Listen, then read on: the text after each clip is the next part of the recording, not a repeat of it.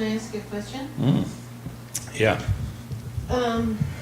Maybe, I think I'm going to ask for some advice about how to, deal's not the right word, but, you know, when we have new people coming and they're enthusiastic, but they're untrained, and we don't always have the facility to catch everything in. Yeah. So what's the right mood? You know, like, I guess it can be very individualized, like some people like Prabhupada used to tell us, you can't criticize someone for being dirty if they're in the shower. Right. Right, so someone's come here, they've made all that effort, they've arrived, and they're giving their heart and they're finding some connection. We want to fan that and protect it, but at the same time, we want them to be clean and follow some parameters to their practice in life, but you don't want to slam them with it either. And yeah. So. Well, I think, as you say, you have to gauge it according to the individual. Prabhu, you are live. Okay, thank you. So, but I think in general, you have to, if they're going to come to live in the ashram or attempt to live in the ashram, then they need some ground rules. You need to know the ground rules, and I would say that would be a designated person that's going to take responsibility for them, to tell them what they would expect as a sort of, how would you say, as a baseline. So this is what we expect of anyone that lives in the ashram.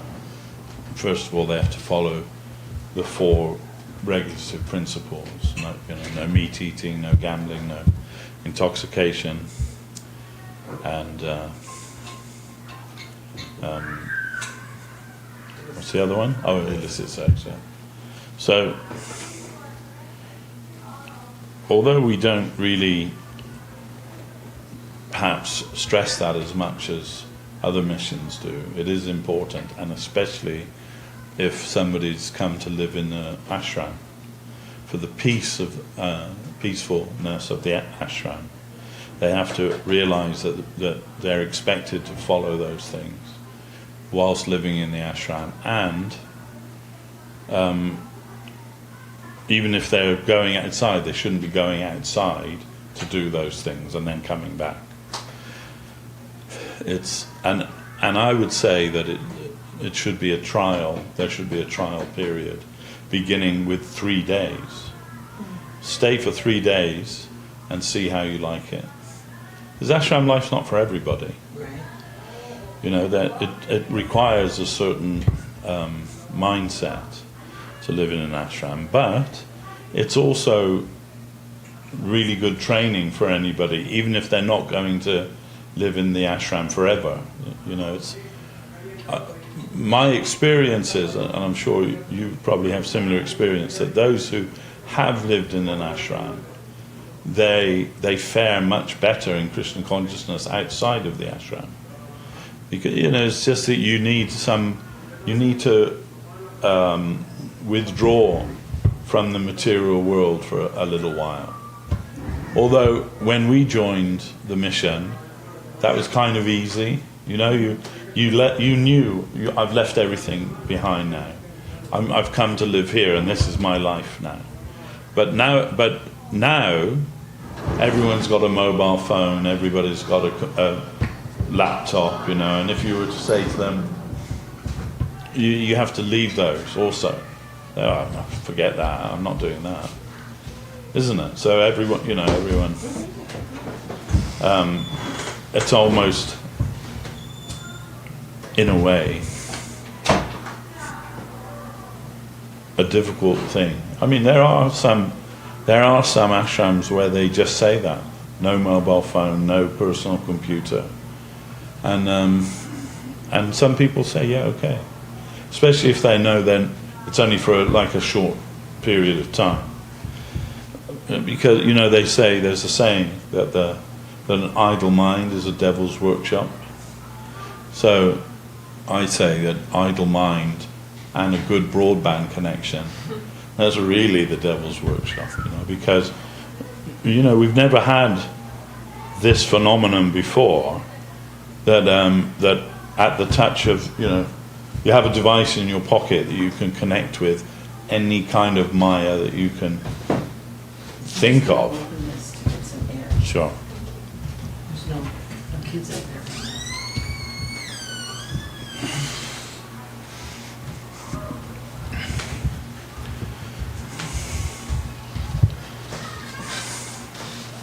In London, I mean, speaking with, you know, you can say our colleagues, our ISKCON colleagues in London.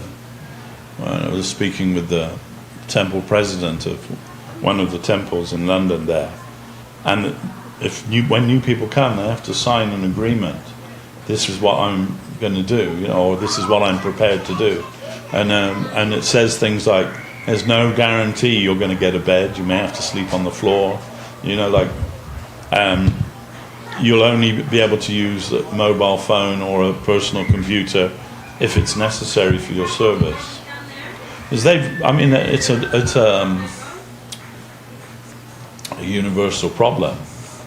You know, they've found new people like surfing the net at 2 o'clock in the morning and when they should be asleep, you know, and then they have trouble getting up for Mangalarti, and so.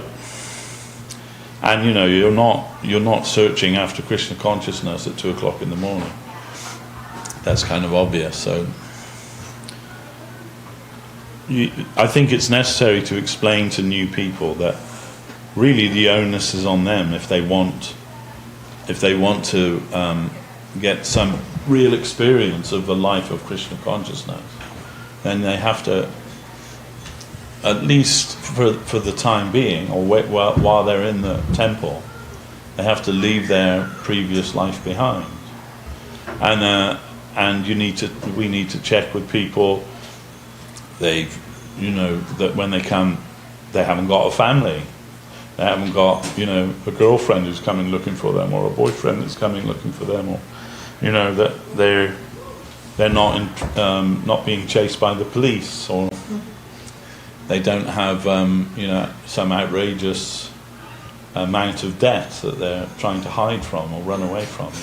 Sometimes people come to the ashram so they can hide from, you know, debt collectors or whatever it is. You know. So you need to have a talk with people, you know, before we allow anybody to come and stay. And explain to them, you know, what they should expect life will be like living in the ashram, and as far as possible, somebody should be responsible for them. There should be a devotee that's their responsibility to look after the new devotees. That's not always possible if the community is not very big. It's often all hands on deck, and we're trying to find somebody to cook the evening offering or something. You know, then it may not be so easy to do all of those things. But and then you get to like where they're here and they're trying, but they have their own things they have to overcome or adjust, and you like don't want to dampen their enthusiasm, but at the same time you don't want to let anything goes. You just like, you know, like that's a very mundane activity, and it's not why you're here. I think another important thing is that new people are kept engaged. Yes. And you know, they're not only kept engaged, but somebody knows where they are and what they're doing all the time. I mean, when we came to Srila Sridhar Maharaj, I remember when I first was staying in the mott in India, and it was not my experience that anybody cared what I was doing previously. I mean, in other excited and so on. So one day I came back on the rickshaw from I went downtown, you know, for a wander around, and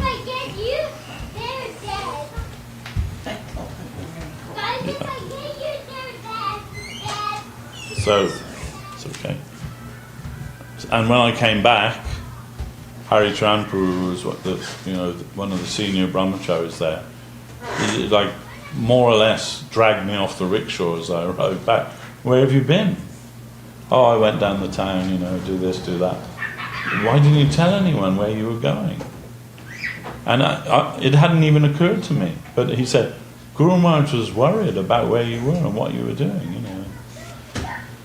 It was almost like, oh, this isn't a new thing. Somebody actually cares about you, you know. And we're in the West. We're taught to be very independent, aren't we? That's kind of valued in the West, to be independent and, you know, do your own thing and so on. But ashram life means you're trying to give yourself to a community, be part of a community where the community care about you and they care about your welfare. When some years ago I was talking with Radhanath Swami from ISKCON, and he said to me that it was, in his experience, he found that the majority of devotees who left Krishna consciousness was because they didn't feel that anybody cared about them. They just wanted to, you know, utilize them for service, you know, like getting the service done. But actually, they didn't feel that anyone really cared about them as a person. And I think that's often the truth. So, you know, we can sometimes forget about that just so that we can get things done, you know. We need somebody who can do this or to do that, and, you know, we don't really think so much about their personal development or, you know, how they're feeling. But when I stayed in Navadvip Mott, and Guru Maharaj wanted to that I would have some training, you know, so he asked me, or he asked Krishna Sharan Prabhu, who was later Aranya Maharaj, to like take me under his wing and like teach me, which he did. But every few days, I would say at least once a week, Guru Maharaj would ask me to come and ask me, you know, how are things going, and, you know, have you got everything you need, and how are you feeling, you know, about this. And it was very extraordinarily personal. That was the big thing when I met Guru Maharaj, that he was first and foremost very human. You know, he wanted to know if have you got a blanket, have you got a sleeping bag, do you have a mosquito net, you know, have you had prasadam? And he wasn't like some sort of iconic person up on a pedestal that you couldn't come close to. And but also the reverse or the inverse of that was also true. If you missed Mangalarti for 3 days, you'd have to go and explain yourself to Guru Maharaj. And he would ask you, you know, like, do you really think this is like for you? You know, if you're here in the temple, but for 3 days you haven't been to Mangalarti, and it's not like it's just something that goes on. It's part of our sadhana to attend these things. And, you know, Guru Maharaj was very strict about that. If you miss Mangalarti,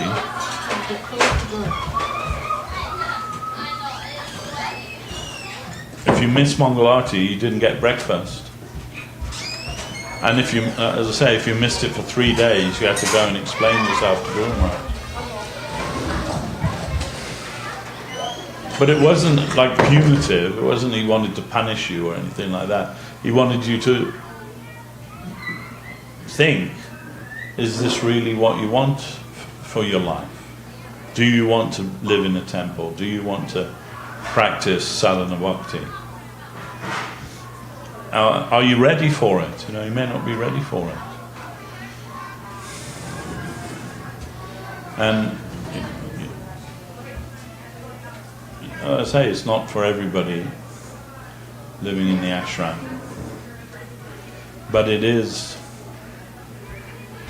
desirable. It's desirable for everybody, if they can, to give at least some time of their life to living in the ashram, and if possible, to live directly under the guidance of a Vaishnava. It's important that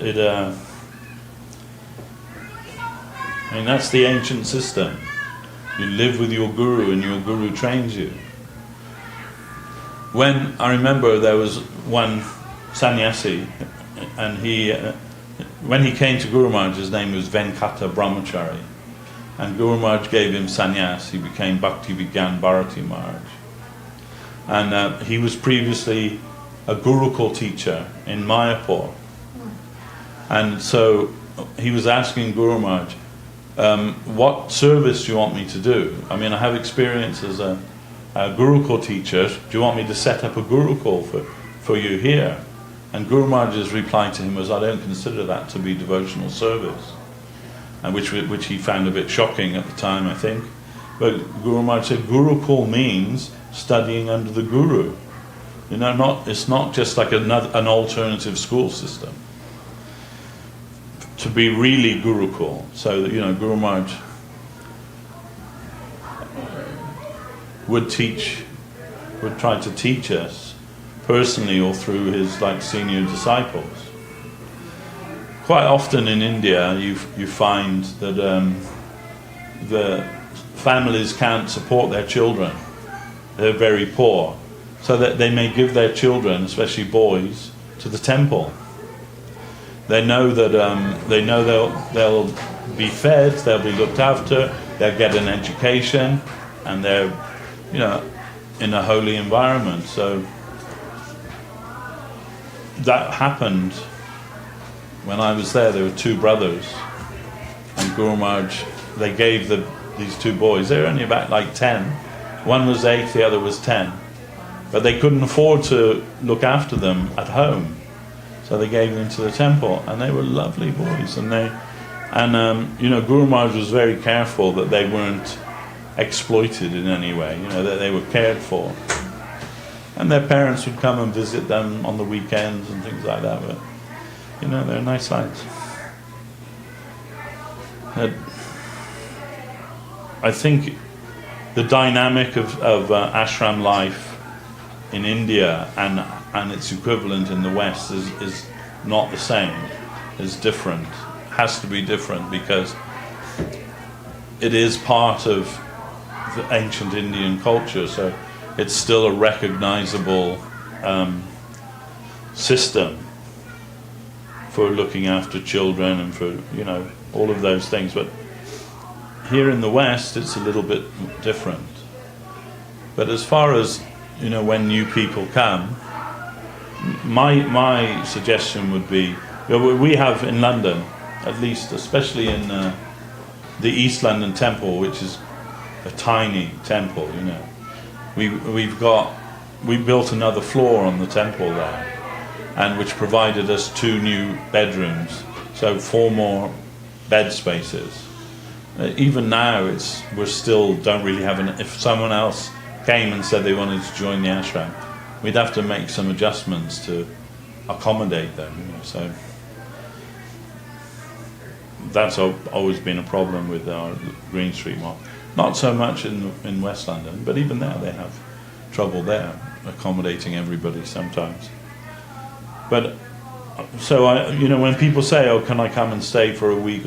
Unless we know them really well, we always say no, because 1, we don't have the facility, and 2, you need somebody to look after them, and just be running around doing whatever they want to do. So And we have 4 men who live in Green Street, and none of them are really suited for looking after new people, I have to say. So better if when new people come, to encourage them to visit and get to know us. And once they get to know us and we get to know them, and then we can have a conversation about whether they should live in the ashram or not. People come with the best intentions and enthusiasm, and they want that, but often their sanskar prevents them from doing that. I know Srila Govinda Maharaj said once in India, he said, "I won't tell this loud, but I say, what can a cigarette do to, spoil your spiritual life? Does it have that much power?" But in my experience, sometimes it does. Sometimes I know devotees who've tried for 20 years to practice Krishna consciousness, and that addiction to smoking cigarettes is the thing that stops them. Seems like a stupid thing, but really it's that one thing. I lived in one of the ISKCON temples many, many years ago, and it was like here, kind of like out in the country. You had to walk an hour or more before you reach civilization.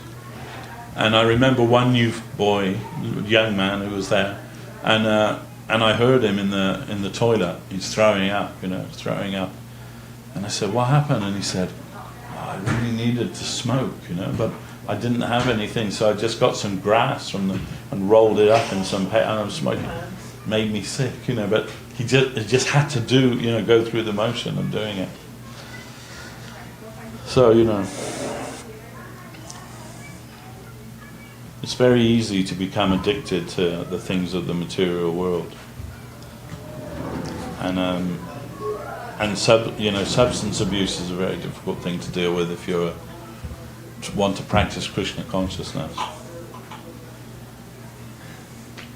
And I don't know. I'm not sure we're qualified to help people with that. There are professional people who can help you with addiction.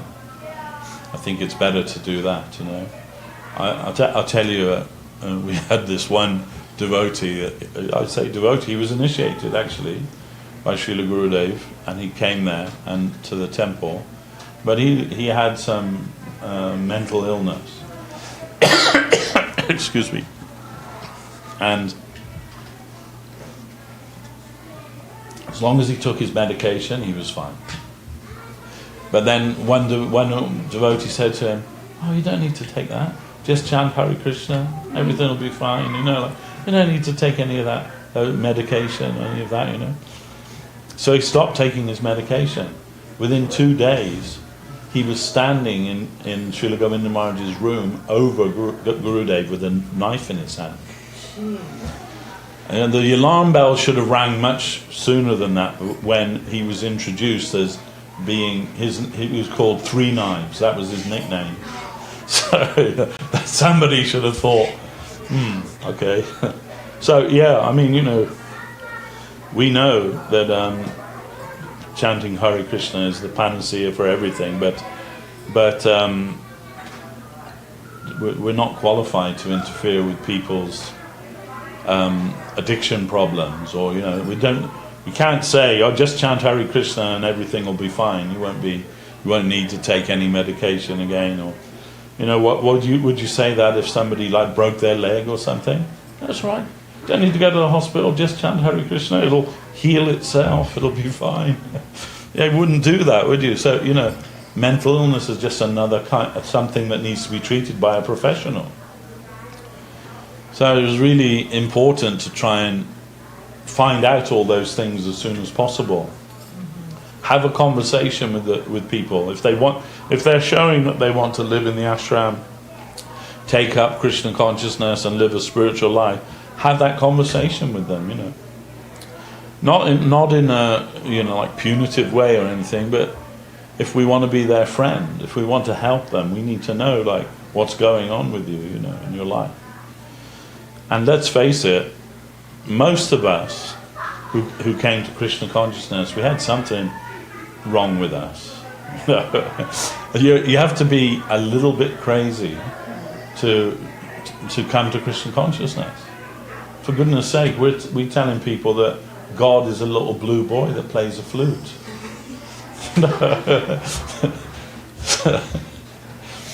You have to be a little, you know, wired in a particular way to be able to accept those kind of concepts, isn't it? And we know, of course, historically, Prabhupada's biggest customers, if you like, for Krishna consciousness, they were all, you know, hippies, you know, and because it appealed to them. They're something exotic, something a little bit incredible. You have to have a particular mindset to be able to accept that, to embrace that. And not everybody, but it's very difficult to find somebody, and very rare actually to find somebody who wants to give their life for Krishna, for Krishna's service. I mean, I struggle with that every day. You know, I want to give my life to Krishna, but you know, it's not easy, is it? It's not easy. Then it should be easy. Guru Maharaj said, simple for the simple, but complicated for those of us who are complicated, you know. We complicate everything. If we were just simple. Actually, Krishna consciousness is very simple. Find a Vaishnava, serve them, go back to Godhead. That's all it is. That's all you have to do. But first of all, finding a Vaishnava is not that simple. They're not on every street corner. I mean, a real Vaishnava.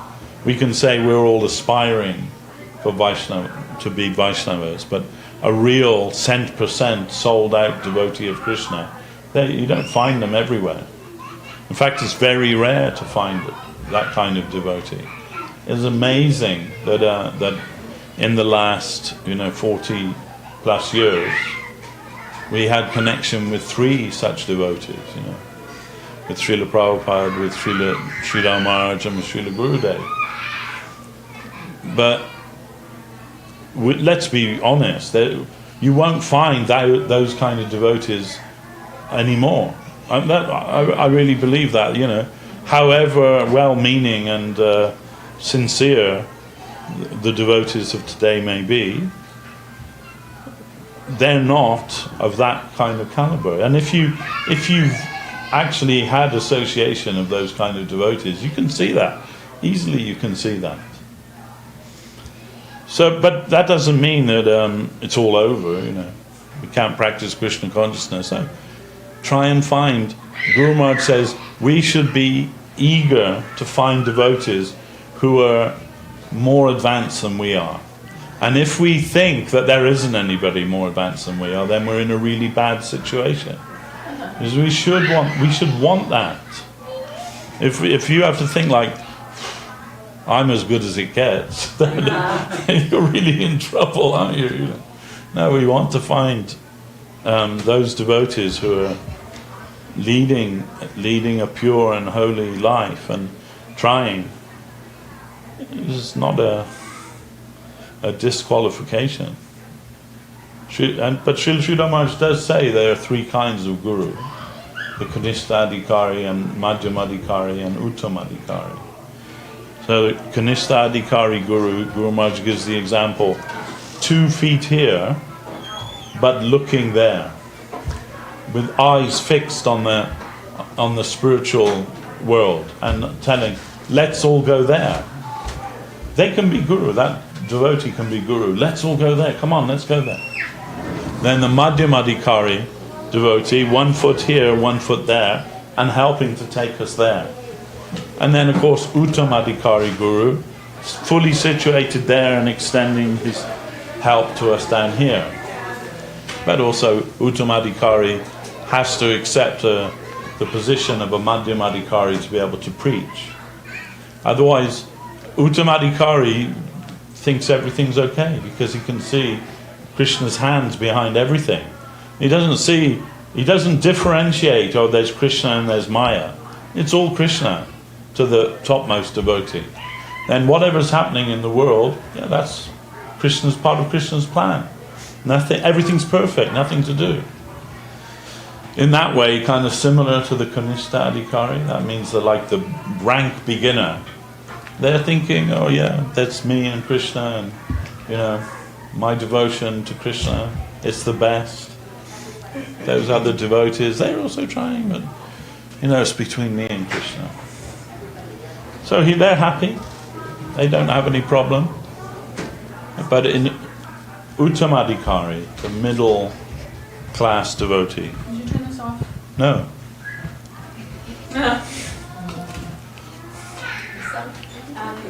They turned the speaker off in that room. Yes. Okay. The rascals. Middle class devotee, Srila Guru Maharaj says that Madhyamadikari is where the real work is for a devotee, where the struggle is, because you have to differentiate between what's Krishna and what's Maya. Madhyamadikari devotee has to do that. So in the beginning, the neophyte devotee, the Kanishta Adhikari, they're not worried about that. They come to the temple, Jai Krishna, everything lovely, wonderful. And then when they're not in the temple, they do anything and everything, eat anything and everything, all these things. They don't care about that, When they come to the temple again, very devoted. And that's not meant as a criticism, it's just the way it is. We all start off like that. Coming and going. When we're convinced about it, then our spiritual life begins. And it means you have to work at that. You have to do some work. It's not just that it suddenly falls into your lap and you become a devotee of Krishna. It's a fight. You have to fight against Maya. That Maya is always going to be there, tempting you in some way or another. Come and do this, come and do that. Have some other attractive thing that I'd like to show you. Have you tried this yet? Then. So we have to do some work there, differentiate between the two. What is Krishna consciousness and what is Maya? And accepting what is favorable for Krishna consciousness and rejecting what's unfavorable, which is leading us to Maya. Now, that's the work of a devotee. Now, you have to think about, what am I going to do to make a living? One of my earliest devotee friends, his name was Bhakti Das. He's a disciple of Srila Prabhupada from Wales. And when he came to Prabhupada, he was married and with children and everything. And he worked in a brewery, making beer. So then when he took initiation, Harinam, from Prabhupada, he said, should I give up the job in the brewery? Prabhupada said, no, you have to support your family. You have some responsibility to your family. Okay. But when he took second initiation, Prabhupada told him, you have to leave the job in the brewery now. A Brahmin can't work in a brewery. Similarly, a Brahmin can't work in a betting shop or a pub or, slaughterhouse, McDonald's or in the brothel. You have to think about, what am I going to do in my everyday life? Not just when I'm at the temple, but every day. How am I going to move in the world? And it's not just necessary, it's a kind of imperative. You can't not think like that. If you're really sincere about Krishna consciousness, then you must think about that. You must think about how I'm going to live my life, how I'm going to raise my children. What am I going to do? All of these things. How am I going to make my living? And all these things. So, this is part of growing in Krishna consciousness. And that's called bhajana kriya. The bhajana kriya means when you accept the guidance of a spiritual master. You have to live as a disciple now. And that doesn't just mean living in the temple. That means wherever you are, you make that place your temple. And always you have to live in the light of the teachings of your guru. The Guru Maharaj would say, he said, especially when the Guru is no longer with us physically, then he said, now you shall ask yourself, should I wish to live a peaceful life? And now that my Guru isn't here, he said, now the real test will come to you. Are you just a disciple in name, Yes, I'm a disciple of such and such, I was initiated in such and such a day, and all of these things. Or has it actually taken root inside you, what he taught? And are you actually trying to live your life according to that? And Guru Maharaj says the fire of ordeal must come to the disciple in his absence. So like he said, when Guru Maharaj was present, I thought I can jump off Gauranga Setu, the bridge there. Guru Maharaj will catch me, no problem, I have no fear of that. But now Guru Maharaj is not physically here, then the buck stops with you now. Is it your faith real or not? And you'll be tested. That test will come to you.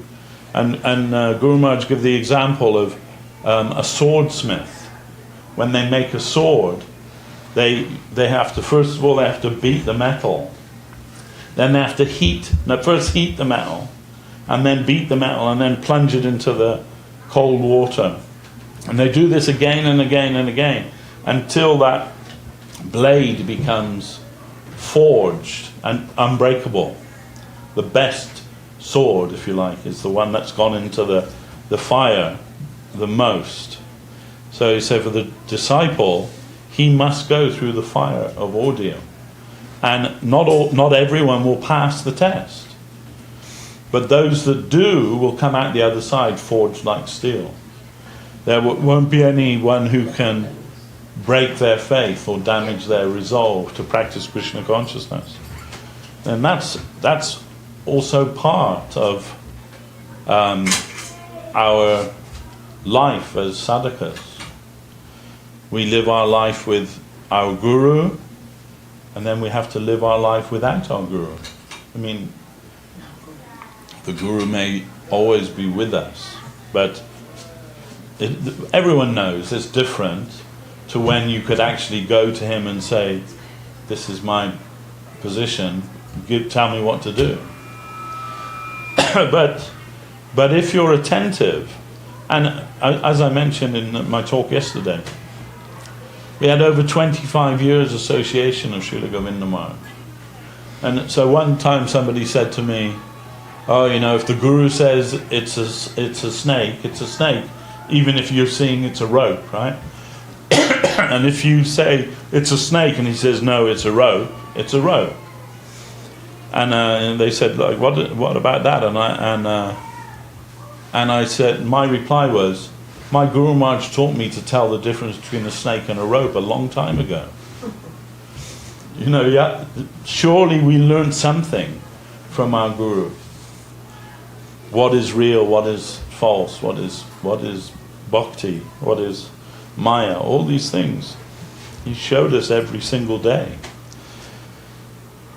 So, anyway, I kind of strayed off your question a little bit there, haven't I?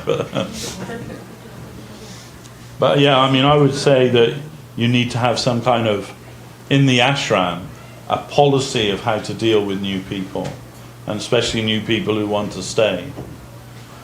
I would start with like a few days, if you're going to allow people to stay, and then review that, and go that way. try and get them to be honest with you about who they are and what it is they want, what they think they're going to get out of living in an ashram.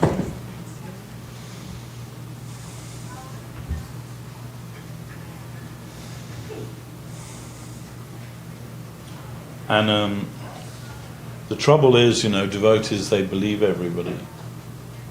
Srila Govinda Maharaj used to say that. So, my problem is I believe everybody. And then there are those who try to cheat you, or cheat Gurudev. But he believes them, Then one day when he came to London and all the devotees in the airport, he's embracing all the devotees and he's saying, mouthing to me, "Who is that?" So he'd never seen him before, and he's giving him a big hug and everything. When we got back to the temple, he said, "Oh, I have to stop doing that, I'm embracing everybody, but I have to stop doing that. My problem is I believe everybody." And it's good to have that kind of attitude, to see the goodness in others. And generally people are good. People have got goodness within them, so what harm to give them the benefit of the doubt? But at the same time, there are those who come for some other reason. Gurudev, he was perfect at dealing with them also. I laugh, and I'm a little embarrassed even to tell this, but we had one man who was coming to the temple in London, and for some reason he had this thing that he went during the arti, he would stand in the back of the temple room, and just now and again he would shove one of the devotees in the back, or sometimes he would kick them in the back, and then he'd kind of pretend it wasn't him, Very strange man, a young Indian man. And anyway, Gurudev got to hear about this, and he was really causing trouble with the devotees, and Gurudev got to hear about it. And then that boy, he came to Gurudev and said, "Will you give me initiation?" And Gurudev said, "Yes, come tomorrow at 8 o'clock and everything." And he gave him Harinam, and he said, "So you understand that," because he was an Indian boy, he said, "You understand that at the time of initiation you have to give Guru Dakshin to your Guru, like a payment, it's a symbolic payment." And he says, "Yes, I understand." He said, then Gurudev said, "So your Guru Dakshin is to never come to any of our temples ever again." And he said, "Okay." And as a good disciple, we've never seen him ever since.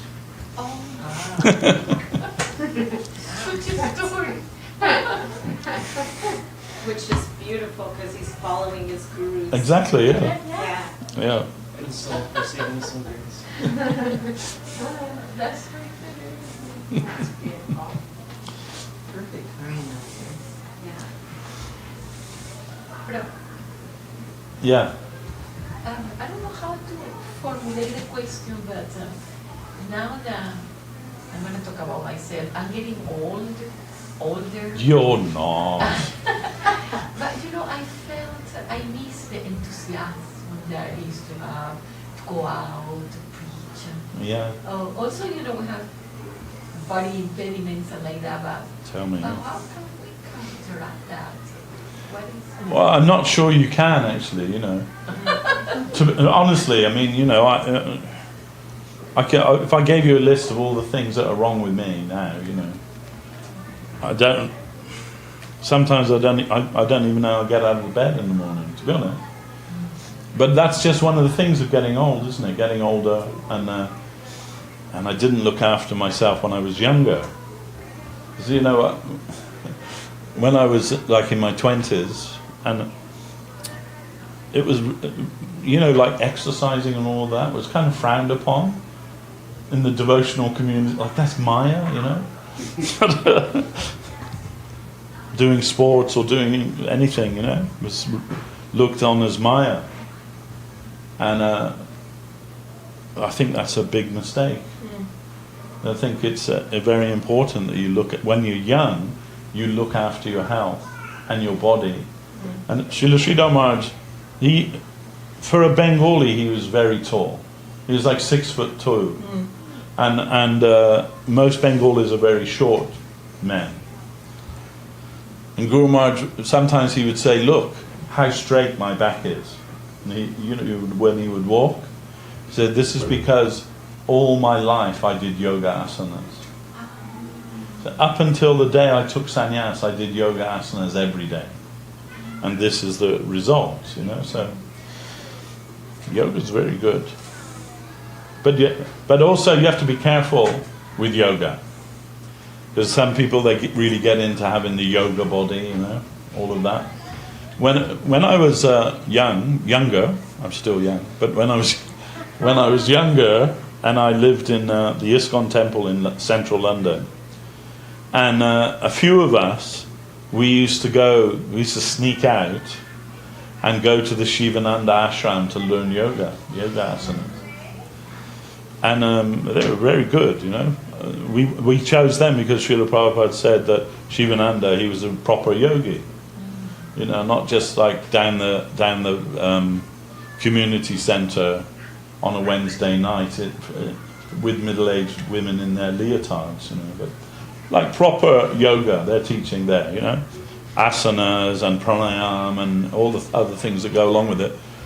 We would go there, but our instructor, he was a young man, I guess in his 20s, and he had the yoga body, He looked great. He had long hair. He had the whole thing, and we realised very quickly that he tried to seduce every single woman in the class with his yoga body.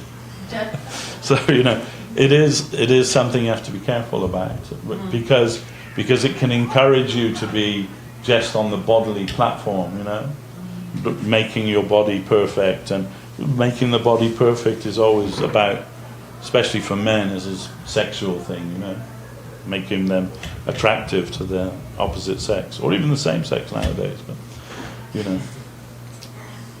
So, but in general, it's very good to, when you're young, to try and keep your body fit and healthy, and look out for what you eat, and look at, like all of these things. But I didn't do that. And here you are, you can see the result nowadays, So, I also miss that when I see the younger devotees having a rocking kirtan, and I'm like, just watching it makes me feel exhausted, You just have to realize that, you may not be able to do those things anymore forever, but that means you should try and take the opportunity to go more internal, try and understand what Krishna consciousness is really about. Because actually Krishna consciousness isn't just about jumping around and playing cartels and shouting in the kirtan or anything. There's something very, very deep that we should try to realize. About Krishna consciousness, because we have to still find enthusiasm for devotional service, and as the body kind of stops behaving like it did when we were in our 20s or 30s even, what are you going to replace that with? It's an inevitable part of our internal evolution, that we should try, as the body starts failing us, try to go deeper internally and find our enthusiasm in that way, our enthusiasm for Krishna consciousness in that way. Srila Sridhar Maharaj, he would say, this is what I want in my life, just to think about the higher points of devotional service, and study the scripture within a small group of like-minded friends. So we whatever situation you're in, even if you're at the peak of your fitness and everything, try to go deeper into Krishna consciousness. This is not just like a lifestyle choice, you know. You get the best beads and the good incense and the, you know, there's more than that, you know, much more than that. I have a question. Yes, Prabhu. When I was very young when I joined the mission. Me too. You don't really, you don't have enough life. You know, you're not so versed in all the problems and issues of the world, and you end up picking up on a few as you get older. You didn't even know you do. And I'm like, man, okay, like it was so much easier when I was 15. What's going on? Now that I'm 21, I've got all these options, and it's a lot harder to practice what is going on. Yeah, it's true. And so, as a young adult, you know, what is really the best thing? Because we all have to work, we all have to function in our world, and we all have to engage with other people that we may not want to. And how do we keep ourselves from danger? Well, I think I can help you with that, because that's also was my experience. Right? I was 17 when I joined in ISKCON, and I'd been reading Srila Prabhupada's book since I was 14. And you know, by the time I was 17, that was the only thing I really wanted to do in my life. But you know, as you grow up a little bit, and you realize there's lots of things you didn't experience, like your friends from school, they all experienced these things and you didn't. But I never really felt that I missed out on anything, or that I had to catch up, or had to try this thing that I missed out on, or that thing, because I found my home in Krishna consciousness. But at the same time, I think I always tried to be very pragmatic about that. You know, like I knew from day one that I was never going to be a celibate. I was never going to be like in a saffron cloth and doing. I knew that. In fact, when I read Prabhupada's Gita, you know, and there's lots of those beautiful paintings in there, the one that attracted me most was this picture of this family, like outside like a grass hut or something, and they're dancing, the kids and mum and dad, and the gods are showering flowers on them. And I think the catch line on there says something like, "Be thou satisfied with this sacrifice," or something like that. That's what I wanted. I wanted a spiritual family.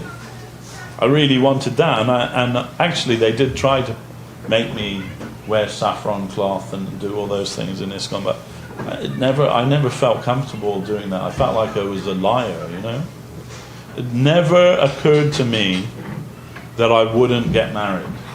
It never occurred to me that I thought I must. And okay, so I joined the mission at 17. I came to Srila Sridhar Maharaj at 19. And I didn't get married till I was 31. But I knew it was going to happen sooner or later, you know. And in the meantime, it wasn't like I was, you know, joining, you know, some matchmaking website. Well, I didn't even have websites in those days, you know. But I mean, I was. There were dating shows. Yeah, maybe. Yeah. But I wasn't doing any of those things. I was just trying to practice Krishna consciousness, because I also knew, right, that I want to marry a devotee, and I realized that devotee women, they don't want some out of control kid. They want somebody who's serious about Krishna consciousness and who's in control of themselves. You know, just like a master of themselves. That's what they're looking for, generally, you know. So I tried to be that. And it wasn't just so I could catch a girl or something like that. It was because that's what I wanted also. I wanted to be a master of my own self. And to try and be the best devotee that I could be. And I just at that time I just thought, okay, then Krishna will arrange when it's necessary for that to have a family. I wanted to have a family. I wanted to have kids. Wanted to do all those things, and I wanted to do that in Krishna consciousness. And that's not the same for everybody. Some people, think, no, I don't want to get married. I never want to get married. I just want to live as a devotee of Krishna. But I'll tell you, that's a very small minority. Most people, even if they're in the beginning, they feel like that. That changes because, celibacy is actually against nature, the material nature. The material nature pushes us to procreate. This is part of our biology. So for most people, that's going to happen. It's bound to happen. But there are a few, and we know those people also, that no, they don't want to do that. They want to just utilize their time for service to Guru and Krishna. And if you're one of those people that has that overwhelming desire above the desire of your biology, that's the best thing. It's the best thing. But Srila Govinda Maharaj, he said to me, I like Grihastha life best. I think that's the best life for devotees.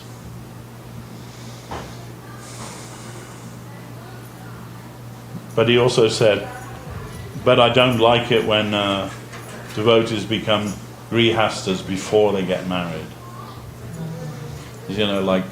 Some I heard from one devotee, if you want a comfortable pair of shoes, you've got to try on quite a few before you decide, isn't it? I thought, wow, what kind of attitude is that? It's a bit disrespectful anyway. But try and make your life around Krishna. Whatever you do, try and do it with the mindset that how will this be helpful to me in Krishna consciousness?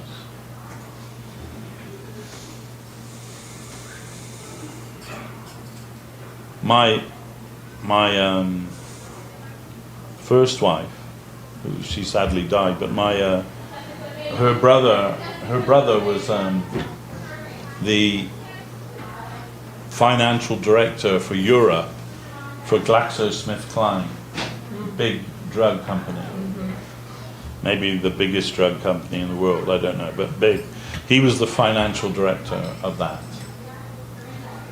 And he retired at age 54, and he's listed in the Forbes list of the 10 most wealthy men in the United Kingdom. And he's a really nice guy. He helped me out in so many ways, especially financially, when I needed help. But one day when things were a little tough for me, he arranged me for an interview or a job at that company. And I went there. And while the interview was going on, I told the person interviewing me, do you know what? I don't think I could ever work for a company like this, I said, what are you talking about? I said, because you're just completely immoral company exploiting people's suffering. And however much money you could offer me, I'd have to snip that thing in the back of my head, which is a conscience, So obviously I didn't get the job, but I didn't want the job, really. I didn't want that. I didn't want to work for that kind of company. My brother-in-law, he was okay with it actually, but he worked for them for years. And like sadhana, his job was like sadhana. He'd get up at 4 a.m. and eat a piece of toast or something and have a cup of coffee, and he'd be off to work, and he'd get into work about 7:30 in the morning, and he'd leave about 8:30 in the evening. And he'd come home and he'd just eat some sandwiches or something and watch half an hour of some TV program which they'd recorded, but no more than half an hour. Go to bed, get up the next day and do it all over again. And it was like sadhana. And he was successful. Doesn't have any children. That wasn't part of their plan, you know. Now, you know, he's retired and he's got an apartment in Dubai. He's got another apartment in Paris. It's like, and he just goes from one place to another, goes on all these cruises with his wife and everything, but never had any children, any family. That was what he wanted. He got what he wanted. But one thing that I learned from him is that you have to be determined in what it is you want in your life. So if you want Krishna consciousness, you have to have some determination for that.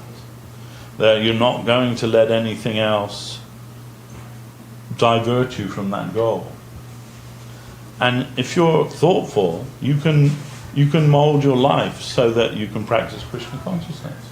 I worked for 35 years, like you're saying, mixing with people that you don't really want to be mixing with, and you know, it's just the world. No man's an island, right? We don't live in isolation. So, you know, and I chose a job in public service so that, and it wasn't the highest paid job you can get, but the holidays are good.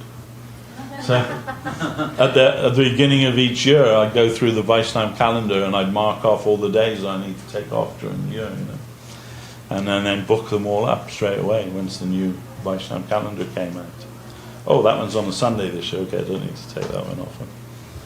It was great, and even if there were more festival days than I had leave for, we worked what they call flexi time. I don't know if you had flexi time over here, which is you work an extra hour or so every day, and it builds it up, and you can take a day off once you've got 7 hours. So, you know, I decided that was like a conscious decision to work in that way, and also it's you're doing something for the people. You know, nothing is perfect in this world. You know, if whatever you choose as your career it can't be perfect. But if you can do something that is, you know, at least not harming people, harming others, then I think that's okay. And you have to do that, you know. You have to do something. Krishna says, I don't have anything that I need to do, but if I didn't work, the whole world would follow my example. This says this in Gita, right? Even I do some work. So we have to do something. And you know, for 35 years I worked in public service.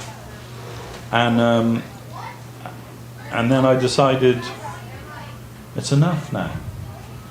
When I made a plan to retire at 60, and I did.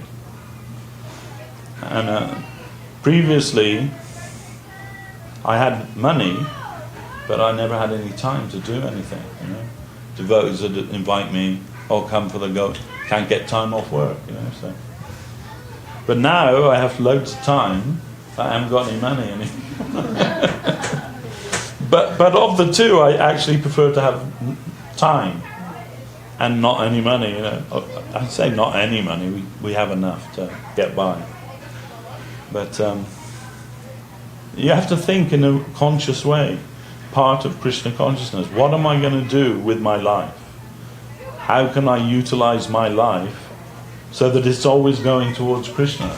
That's what we want to do. And it's possible. It's entirely possible. I mean, you know, and I got on with the people I worked with. You know, I wasn't sitting in the back of the room, Hare Krishna, you know, like all day in my office. I'd look at that weird guy. You know, some people thought I was a bit of a weird guy. He's the guy into the Indian religion. Right? They knew that. But, you know, if it's, you know, Bob's leaving we're all going down the pub, have a few drinks with Bob. I go along, have an orange juice. Well, Bob, it was nice knowing you. Good luck for the future. I've got to get home now. See you later. Most Christmas dinner, they have an office Christmas dinner, right? most of the people there, they're like, it's the highlight of the year. They're looking forward to that. And I'm thinking, how am I going to get out of this? It's horrible. And having kids is a really good way of getting out of those things. You know, like, oh, it's Friday's the office Christmas party or whatever it is. Yeah, it's my kid's nativity. I have to go and see them. You know, my daughter's playing Mary. You know, so I have to go to the nativity. But you all have a good time. And sometimes you can't get out of it, and you're sitting there with the vegetarian option, and everyone's laughing at you. And but you know, it's just something you have to do. Just, you know. It's okay. You know, we have to live and move in the world. There's no way around that. So just model your life in such a way that it doesn't compromise your attempt at Krishna consciousness. And you can practice Krishna consciousness in any place or in any circumstance, whatever you're doing. But you have to think, if I'm going to make a living, in which way I'm going to make a living. And find something that you can do. Find something that you don't hate. You know?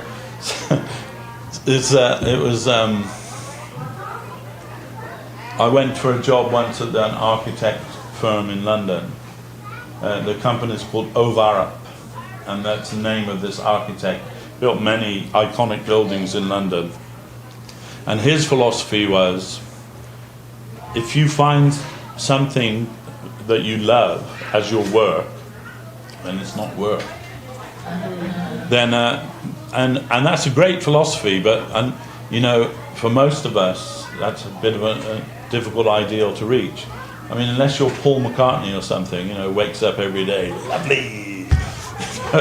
Shall I write a few songs today, or what shall I do? You know, most people wake up and think, oh God, got to go to work today, you know, so. But you go. But I have had jobs where I've been going to the office and just thought, and took the car around and never gone back. Don't do that.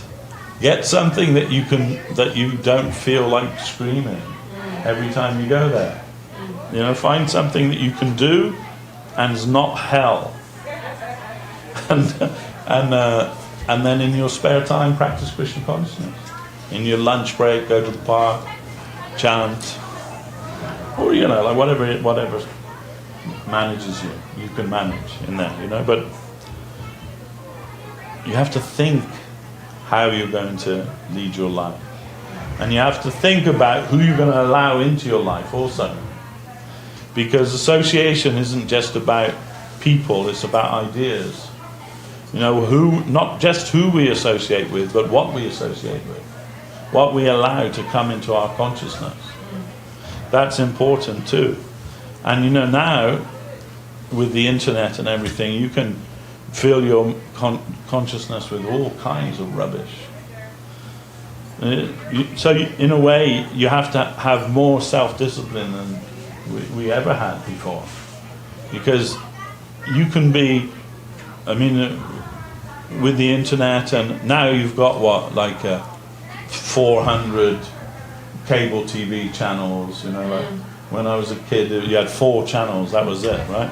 Now you've got like 400, and you spend all night flicking through until you find anything that's worth watching, if you find anything that's worth watching. But what I mean is to say is that now you can be 24 hours a day completely distracted from what your life's meant to be. If you want to do that, you can immerse yourself in 24-hour distraction. Or you can utilize those same things and find Krishna consciousness. Now, like, there's so many devotees making Zoom meetings and, you know, all of these things you can find online. You can do that with that if you want to, you know. Then, but even in spite of that, the best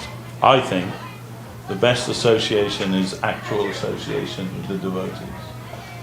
And if you make that your, you know, practice. But whatever I do, it has to include the association of devotees. Because none of us are strong enough to be Krishna conscious by ourselves. We're not. Maya is so strong, we don't stand a chance. You know, you see a picture of Durga Devi. Durga means Maya. Durga means prison, actually. That's the meaning of the word Durga. And she's riding on the back of a tiger, and she has 10 arms, and in each arm she has a different weapon. So those weapons are meant to keep her subdued in this material world. That's her job. That's her service. She's good at it. She's really good at it, yeah, because the best prison is where all the inmates don't even realize they're in prison, when they think they're completely free to do whatever they want. So she's got these 10 weapons, but she doesn't need any of that. She just needs to raise her eyebrow, and we're like slaves to her. And you can't conquer her. Daiviyesha gunamayi mama maya dharatya. Krishna says right there in the Gita, no one can cross over this Maya. She's part of my divine energy. Only if I tell her to withdraw, then you'll be okay. So you have to try and not to try and satisfy Maya, but to try and satisfy the master of Maya, which is Krishna.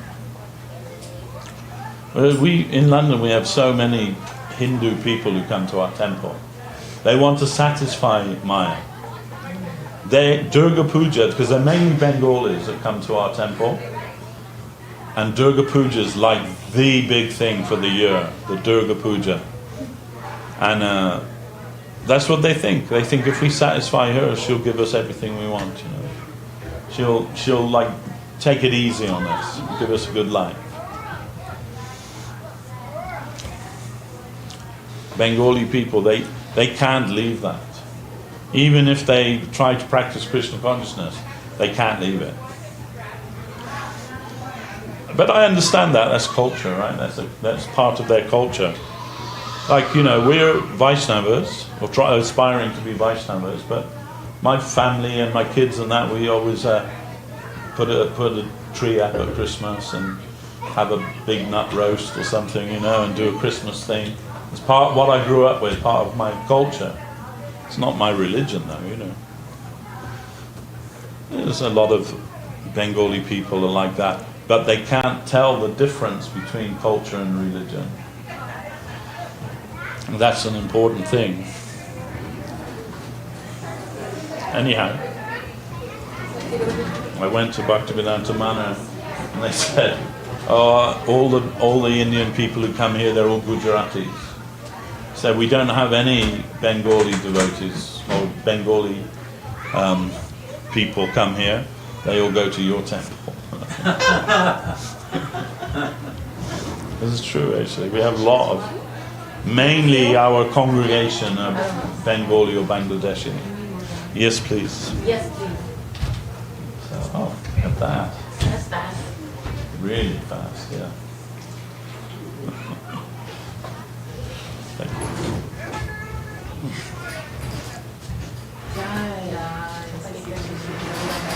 Jai, jai, jai. Beautiful. Anyway, I mean, we want to be Saragrahi. Bhaktivinoda Thakur used this expression, Saragrahi Vaishnava. O Saragrahi Vaishnava soul, thou art an angel fair. Lead me on to Vrindavan and Spirit's power declare. He says in his writings, there are two types of Vaishnava, or devotee. The Saragrahi and the Barbari. So, the Saragrahi means the essence seeker. He can find some essential part of Krishna consciousness wherever he looks. The Barbari means the beast of burden. And it says the ass that carries the food for the cows. Barbari. So he practices Krishna consciousness, but everything is an ordeal to him. His sadhana, his study, his everything is like, oh my God, like, it's so painful, But actually Krishna consciousness is so much fun. Really, it's so much fun. You get to associate with the most beautiful people in the world. There are no people like devotees. They're beautiful people. You get to hear the most wonderful things. You won't find anything that comes close to the wonder of Krishna's Leela. And everyone's looking for that, right? Why are like Lord of the Rings movies, they're so popular, or the Avengers, or whatever it is? Because everyone's looking for that superhero, that person that fulfills all of that amazing appetite that we have for the extraordinary, for the unbelievable. That's all there in Krishna consciousness. It's already there. And it is extraordinary and it is unbelievable, but it's actually real. It's not Hollywood, it's real. And the best food in the world. I mean, the last few days here, I don't know what I've been eating, but it's quite incredible, And I tell you, like, once you've had Krishna Prasada, if you go to anywhere, I challenge you, go to the best restaurant in the world, you'll be disappointed. Once you've had Mahaprasadam of Lord Krishna, you'll never be satisfied with anything else. Well, this was Guru Maharaj was telling us once about how impossible it is to be and to get Krishna consciousness. For like 2 hours he's telling us that what we're striving for, almost impossible. Lord Brahma doesn't have it, Lord Shiva is searching for it.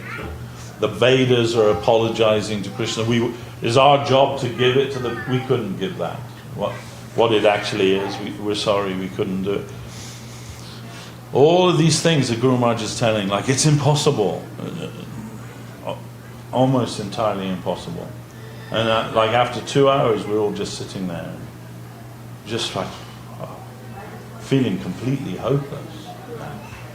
And everyone was thinking the same thing, but no one had the courage to actually say it. And then Bhakti Sudhir Goswami, he said it to Guru Maharaj. Then if it's almost impossible, why are we bothering?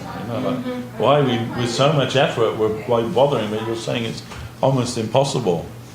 Then Guru Maharaj started laughing and he said, we're not atheists. If we don't get it in our fist in one life, then it's like all worthless. And then Guru Maharaj said, like it very jovially, he said, anyway, why worry about the goal when the process is so much fun? And really it is, isn't it? I mean, I ask you, isn't it the most wonderful thing in your life? It is. It's the most wonderful thing. There's nothing that compares to it.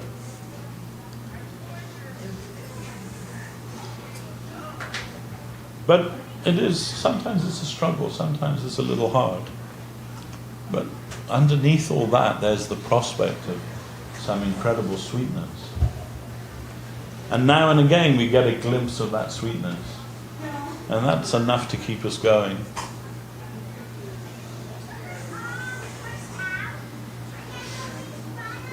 I don't know if that answers your question. It's a process. It's a process. We're all a work in progress, all of us. And sometimes we, like little babies, we fall down, we fall over when we're trying to walk. We fall over, but we get up again, and when the baby's trying to walk, does a few steps and he falls over. Mum and Dad don't say, okay, you just stay down there now. They say, no, come on. They encourage them. And then they're like so happy when they make those first few steps. So that's us, we're like these little floundering babies trying to walk in Krishna consciousness. And Guru and Krishna are saying, yes, come on. Encouraging us to do that. And don't forget, we're made for that. That's actually what we exist for. That we forget that sometimes, and we think, oh God, we're just doomed to suffer like birth after birth in this material world perpetually. But that's not what Krishna made us for. He didn't make us just to suffer in this material world. He made us to live a life of love eternally with Him. Srila Guru Maharaj would say, you're designed and destined for that. That's why you exist. So, however, clumsy our attempt may be, however disqualified we may be, we're dealing with not an impersonal absolute, but with a person, the sweetest person, the most beautiful, most forgiving, most generous person that ever exists. So, He knows everything, and He made us not just to suffer, but to live with Him eternally in a life of ever-increasing joy and bliss. That goes beyond, what people call faith in this world. When we talk about faith in this world, we're talking about I believe this and I believe that. But Krishna consciousness isn't about that. Krishna consciousness is something else. When after the disappearance of Srila A.C. Bhaktivedanta Swami Prabhupada and the senior disciples who were running the ISKCON mission, they came to see Guru Maharaj, ask for his advice, as Prabhupada had directed them to do. So they came and they're asking all these things, many things. It's all recorded. You can find those recordings if you so wish. And they're very instructive. And sometimes I think it's about time leaders of our mission looked at that again, But anyhow, then one day, maybe the third or fourth day, they all came in the morning to see Guru Maharaj, and Guru Maharaj sitting there, and he says, so, you've been asking me so many questions all these days. Today I have a question for you. Okay. So what's that question? So Guru Maharaj says, my question to you all is, what is Krishna consciousness? So they all started telling what they thought is Krishna consciousness. And Guru Maharaj was saying, yes. And then I think Kirtanananda Swami, he said, what Prabhupada taught us, that's Krishna consciousness. And Guru Maharaj appreciated that, and he said, yes, but what did Prabhupada teach you? It was the same question. What is Krishna consciousness? So whatever they said, Guru Maharaj wasn't completely satisfied. Then they said, okay, Maharaj, please tell us, what is Krishna consciousness? And Guru Maharaj's reply was, Krishna consciousness is reality, and you would be well advised to become acquainted with that. So that's what we're dealing with here. It's not religion, actually. In fact, I always think about Krishna consciousness as the religion for people who don't like religion. Because religion's generally, superstition and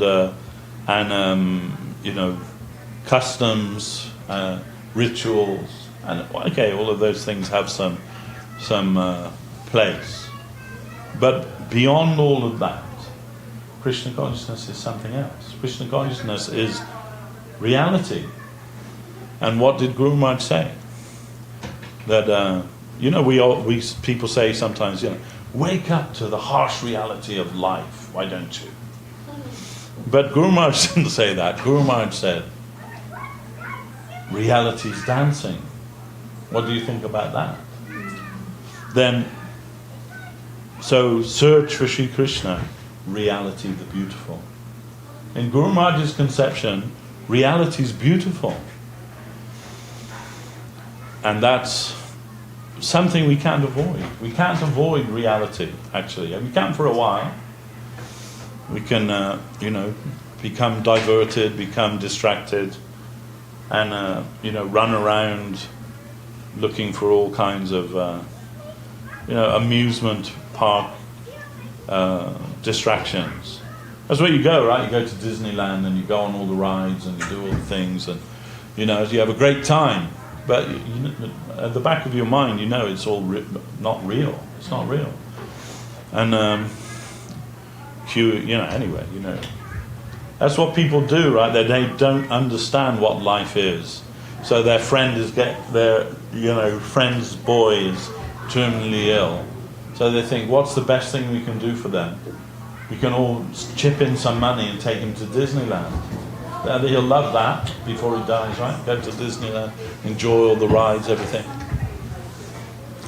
It's not helping. That's not going to help anybody. But I'm not saying, you have to lead a completely joyless life and never have any fun or any happiness in your life. But try and find that happiness in reality. Reality the beautiful. Srila Gurudev, we know that when he would give initiation to people, he would say, chant Hare Krishna and be happy. Isn't it? Everybody knows that, right? But what does he mean by it? Doesn't mean chant Hare Krishna and somehow try to be happy in your life. Lead a happy life. No, he means chant Hare Krishna and thereby be happy. Be happy by chanting Hare Krishna. That's where you'll find your real happiness, your real fulfillment. Not do that as well as trying to be happy in the world. That's what will give you happiness, real happiness. Because that's actually something that's part of who you are. When you push away all the other stuff that you thought you were, there you'll find your soul. And Guru Maharaj says the soul can perceive itself. The soul can see itself. And he said, and if once you meet your real self, you'll feel ashamed. Oh, what I thought was me. What a mean idea I had of myself. When my real self is so beautiful, so high, so noble, you'll be ashamed. And that's you. What to speak of Krishna? You yourself, you're the golden you, the real you. You can't understand how wonderful you are. And we're not talking about, L'Oreal wonderful, because you're worth it. They just trying to sell you shampoo, right? Because you're worth it. No. Yeah. You're worth something more than all that. And that you can't estimate. That you can't put a figure on. That is just who you are. And that's what you're meant for. And this is actually the beginning of real spiritual life. Is when you realize that everything is in this creation, including this material world, is meant for the satisfaction of Krishna. When you understand that, then you have to concede that I'm also part of that creation. So that means I exist for the satisfaction of Krishna. That's why I exist. Now the adventure begins.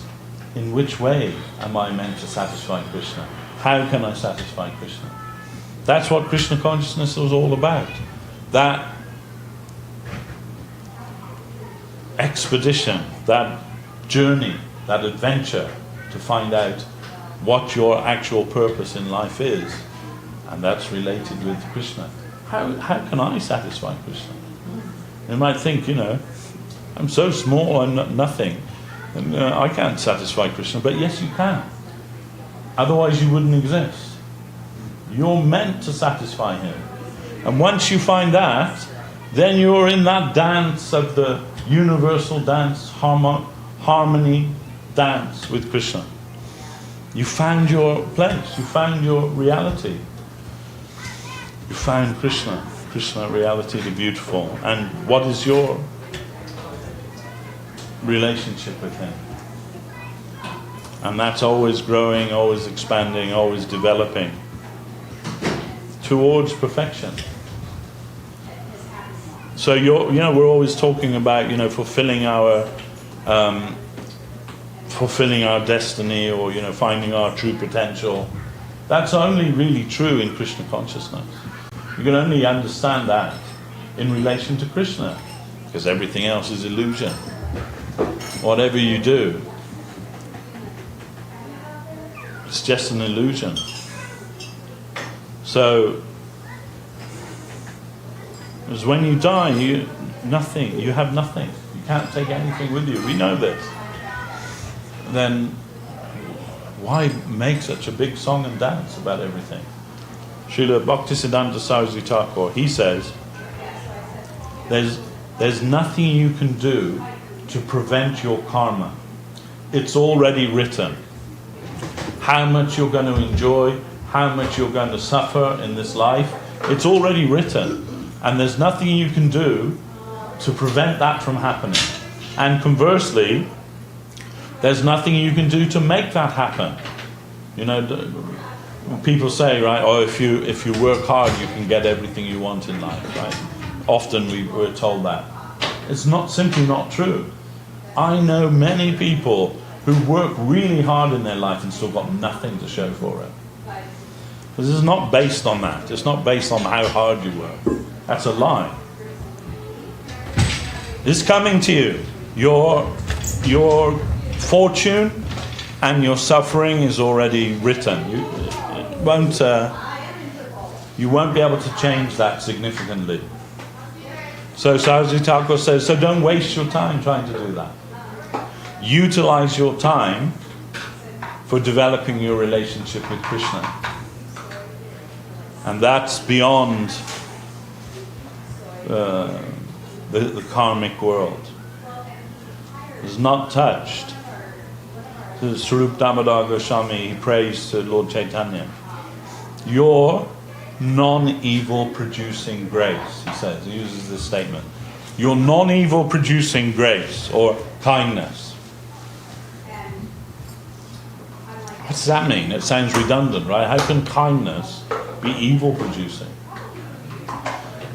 But what it means is that, you know, even if you do punya means good work, and pap means sinful work, right? So generally we're doing one or the other. So, but even if you only ever do punya, good deeds, you still have to be reborn to enjoy the fruit of that punya. So therefore, it's evil, because it binds you to the material world. But Mahaprabhu's doya, or kindness, doesn't bind you, either good or bad, to this world. It actually liberates you from this world.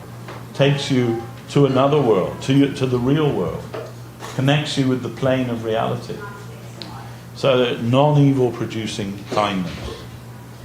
And that's what we're trying to do. What we're trying to culture, trying to grab hold of. It's gone on for 2 hours now. I thought no one was going to come and we were just going to blow it off. Does anyone else have a question?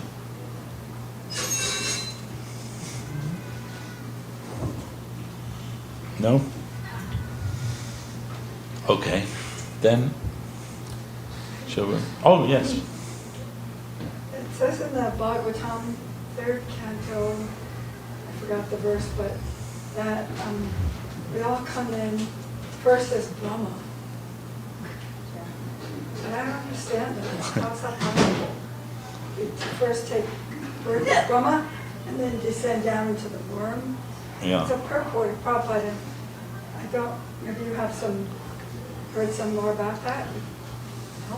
Well, I mean, first of all, it's a very difficult thing to understand, literally, because there's no time that we entered into this material world.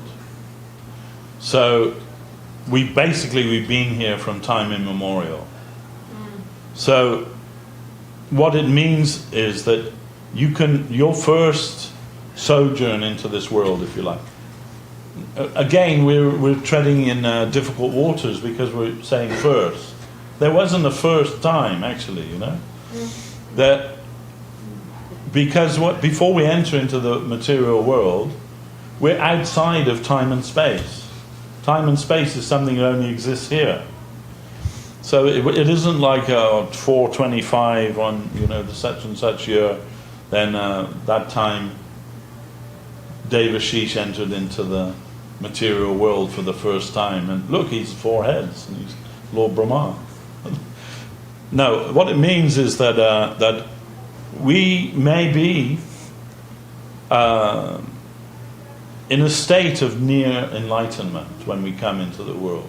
So Lord Brahma, he's considered to be made. His body is made 100% of pure intelligence. So that's like the one extreme, and the other extreme, what's it called, the Indragopa germ, almost no consciousness at all. So in other words, we can be anything in this world. We can even be Brahma, or Shiva, or Indra, or any, and we probably have been more than a few times. Really, there's not anything in this world that we haven't experienced. But it's a very difficult thing to understand. We can only understand like how it is that we came into the material world in a very kind of abstract way. That Srila Sridhar Maharaj says that we're in a plane of consciousness, and when that plane begins to move, then the jivas, they come into the material world. And it said, and that movement is first inspired by hatred. So, how you get your head around that? That some kind of feeling of hatred creates movement in the akash, or that plane, of non-differentiated plane, and from that differentiation comes the jivas come into the material world. But the jivas are generated from the tatastha plane. Can you see it again? See it again, the word. Tatastha. Tatastha. Okay. So tatastha or tata means margin. So it is not that we come from the Leela of Krishna. At this point we've had no connection with the Leela of Krishna. We have only our connection is that we're part of Krishna. We're generated from Krishna, because nothing exists outside of Krishna. But when we enter the material world, we come from the tatastha plane, and even that description is only to give us some kind of vague understanding, because it's not it's a place. It's not an address or something that you can find. It's a plane of consciousness.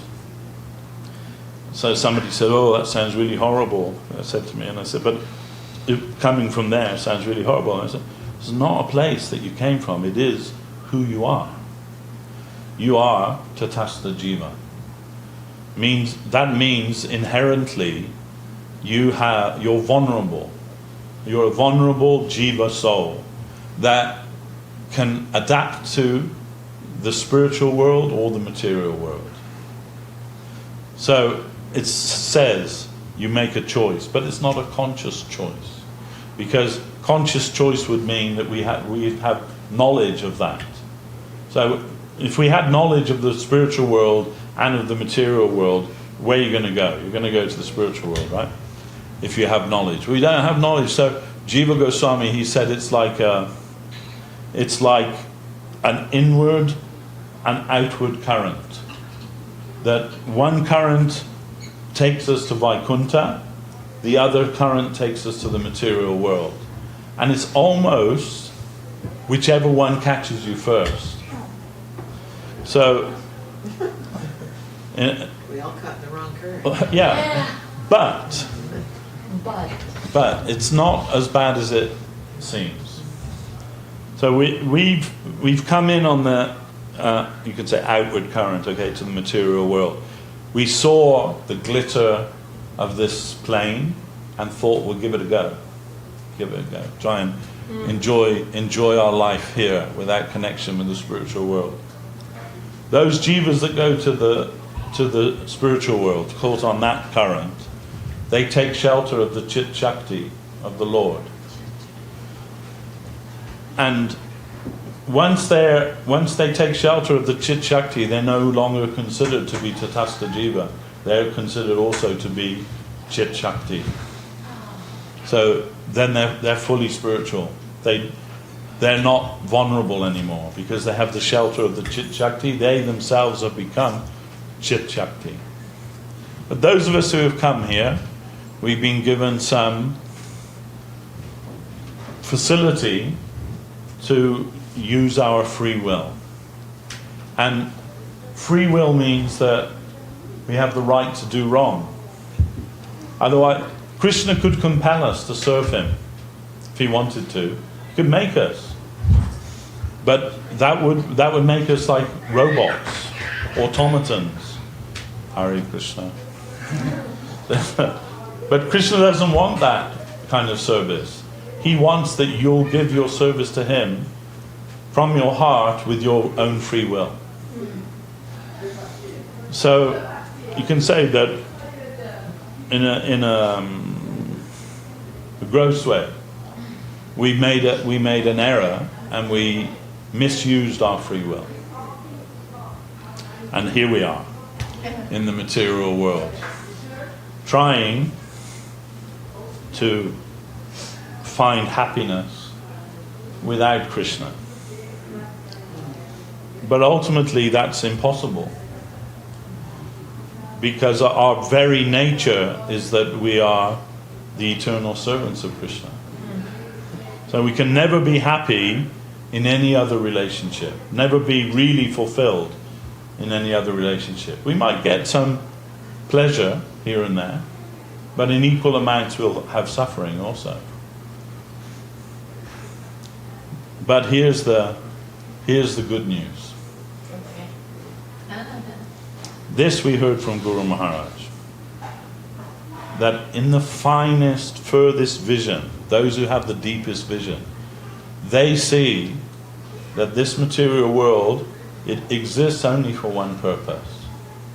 We discussed this before, right? For the satisfaction of Krishna. Even the material world is for that. So Krishna, he has a feature where he becomes subsumed by the bhav and kanti of Srimati Radharani, the heart and halo of Srimati Radharani. He becomes Gauranga Mahaprabhu. Shama Sundar becomes Gaura Sundar. And overwhelmed by the magnanimous nature of Srimati Radharani, he comes searching for his lost servants. His main leela is rescuing the fallen souls. Then he has to have a place full of fallen souls to rescue them. That's why this material world exists, to fulfill his leela of rescuing the fallen souls. So this is the good news, because here we are, Krishna, here we are. Come and do your job. And you know, like the U.S. Marines, they have a saying, "No man left behind." And Mahaprabhu also, like, no one will be left behind. He's coming for you all, for all of us. Just try and get to the front of the queue if you can. It's a wonderful thing. So that means actually ultimately we are fallen souls to facilitate Mahaprabhu's leela of rescuing the fallen souls. One of my friends said, "Oh, then I'll just be as fallen as I can be." But no, it doesn't mean that. But you can be sure that he'll come for you to rescue the fallen souls. There's a wonderful thing that Srila Govinda Maharaj said. He's saying, I was just hearing this the other day, he said, well, my nature is to be fallen. My nature is to be a fallen soul. And he says, he's addressing Krishna, between you and me, I'm never going to worship you, and I'm never going to be your servant. This is my job, right? To be a fallen soul. And your job is to rescue the fallen souls. So I've done my part. Now it's up to you to do your part. Come on. So it's not bad news, it's good news. In fact, maybe we'll have something that those jiva souls that immediately go to Vaikuntha don't have. The fortune of the touch of the lotus feet of Sri Chaitanya Dev, as he takes us from here to there. I have a question. Yes, Prabhu. Thank you very much. The word that you used was hatred. Yeah. What will be the Sanskrit or Bengali word equivalent to that? I don't know. Compared to envy or isha? I don't know. I mean, it's just, I'm still surprised that Guru Maharaj used that word. But he said our first movement into this material world is inspired by hatred. What can I say? You know, they say we call upon the author to explain, but we don't. The author's not here to explain any longer, so I don't know. Would hatred be slightly explained by the fact that somehow there's a desire to want to enjoy separately without Krishna, something that would be... It might be, yeah. I mean, it must be related to. It must be related to that, of course. Aversion. Yeah, maybe. Envy. Yeah, aversion, envy, hatred, all these things. What can we say? I don't know. I can't explain why Guru Maharaj chose that word, but I can say that Guru Maharaj didn't just use any word. Whatever word Guru Maharaj used, it was the perfect word. So that must have some perfect meaning. Yeah. You use the word Chit Shakti. Yes. There are levels of freedom. Yeah. Are all of them associated with Chit Shakti? Are all of The levels of liberation or freedom associated with Chit Shakti? yes, real Chit Shakti means more than liberation. The Chit Shakti means the internal potency of Krishna. So in Vaikuntha Loka, everything is happening by the power of the Chit Shakti, by Yogamaya. Here everything is Mahamaya, but in the spiritual world everything is governed by Yogamaya. And Yogamaya, she's the personification of the Chit Shakti. So it means the spiritual energy in broadly speaking. You know, there's Samvit, Sandini, Hladini, all of these things. That's more how do you say, complex explanation. But in general, we can say that the whole of the spiritual world, Vaikuntha Goloka, is a manifestation of the Chit Shakti. It is the Chit Shakti. And so all the jivas that enter into the Chit Shakti, by taking shelter there, they become the Chit Shakti also. They're no longer vulnerable. There's a phrase that's used, lokik versus alokik. Lokik being up to Brahmaloka, alokik being beyond. Yes. Is alokik associated with Chit Shakti? Yes. It's indicative of the same idea.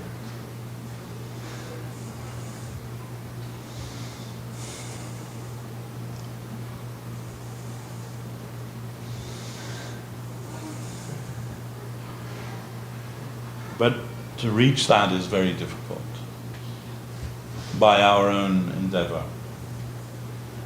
To reach that, very difficult.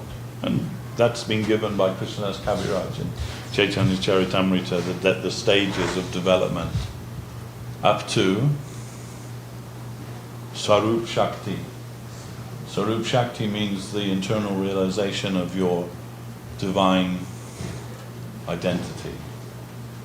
Who has realization of Sarup Shakti, they know who they are in the Leela of Krishna. But Srila Sridhar Maharaj says, even up to the stage of Sarup Shakti, including Sarup Shakti, still a possibility of falling down again into the material world. Only when you reach the plane of Vastu, means you're actually born into your spiritual body. Then there's no possibility of again falling into the material world. But just realization of it may not be enough. It's very rare that anything like that would happen, but it's possible. No, it's not meant to be discouraging. It's just saying that we should be careful. That's like so far away from us where we are now. There's a Guru Maharaj saying, up to the stage of Ruchi. Ruchi comes after Anartha Nivritti. And Anartha Nivritti, we never can come to that platform. I'm sorry, but I have to... That's true. A quick toilet break. Yes. Sorry, That's a true. little bit.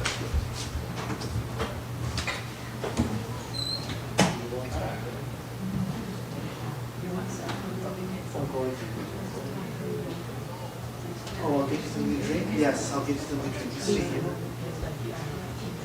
It's not a bad idea.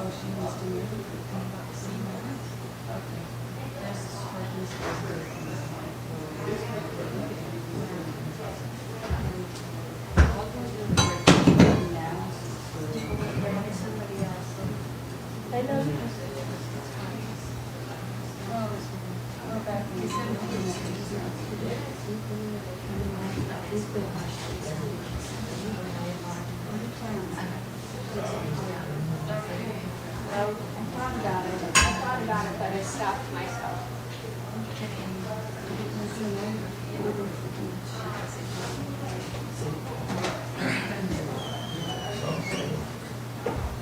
Sorry about that.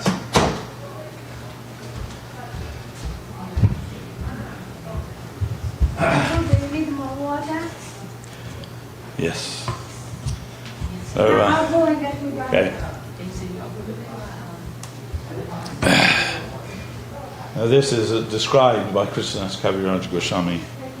Ado Shraddha Tata, Sadhu Sangha Tata Bhajana Kriya, Tata Anartha Nibriti, Nishta.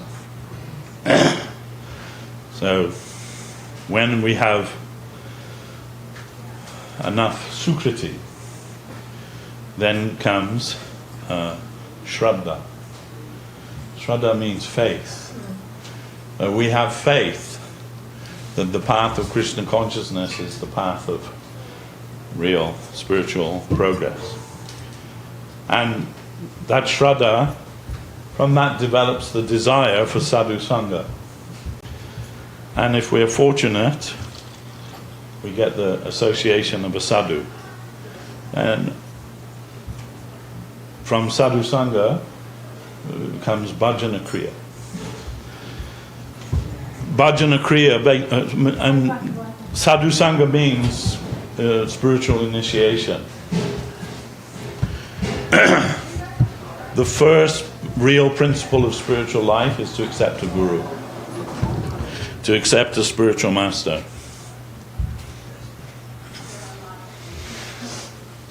When one accepts a spiritual master, then their spiritual practice begins, and that's called bhajana kriya. That means the path of worship under the direction of a Vaishnava. And by that bhajana kriya means your sadhana, your seva, your meditation, your service, or everything, begins anartha nibriti. Anartha nibriti means the elimination of all the non-Krishna things that are within you. Anartha, that which is blocking you from seeing Krishna, serving Krishna, being with Krishna, is anartha. So, and then after anartha, more stages. First nishtha. Nishtha means firm faith. But not, really, nothing can now shift you from your conception. Nothing at all. And that's only possible after anartha nibriti. But from the stage of bhajana kriya and anartha nivriti to nishtha is like huge. It's the main part of our practice in Krishna consciousness is anartha nibriti. And Guru Maharaj said that one time the brother of Professor Sanyal, Nisikanta Sanyal, he was Narayan Das Adhikari. He was considered to be the best scholar in the Gaudiya mission. And he wrote that big English book, Sri Krishna Chaitanya, in 2 volumes. It was their main preaching book in English for the Gaudiya Math. His brother came to stay in the mott for a little while, and he asked Professor Sanyal, so when do you become free from anartha? When is that over, anartha nibriti? And Professor Sanyal thought about it for some time, and then he said, never. You never become free of anartha. So, and without being free from anartha, no question of nishtha. After nishtha's ruchi, which means a real taste for Krishna consciousness. Ashakti means if you, for any moment, you're not engaged in Krishna consciousness, that gives you intense pain. And can you see the word again? Ashakti. And then after that begins bhava and prema. And come to shut me down. I am the mood killer. But no, Prabhu, you can have 10 more minutes if you want. I just want to tell people who wants to go to the beach, we're going to start gathering 10 minutes to go. And you have to try to get a ride because there's not much parking space there. Okay? And how do you do that? Because I'd like to find out. I asked a few people. Go to the parking lot and talk. We're gonna support that movement. Thank you, Prabhu. I think we're gonna have Devashis again. I don't have my cell phone to tell exactly when, but he's gonna give a beautiful class in the about Japa Mala. Highly requested. And but I will keep you posted. We still have more of Devashis Prabhu for all, but also a lot of one-on-one with you. Okay. Thank you, Prabhu. So sorry. No. So anyway, I was trying to finish up in any case, but so then after that begins bhava, prema, mahabhava, all these things. It's far and away for most of us, well actually for all of us if we're honest, it's a long way. We are just beginning the process of anartha nibriti. Anartha nibriti is compared to when you make ghee from butter and you gently boiling it, and the solids they float up to the top. You have to skim them off, and that process takes a long time.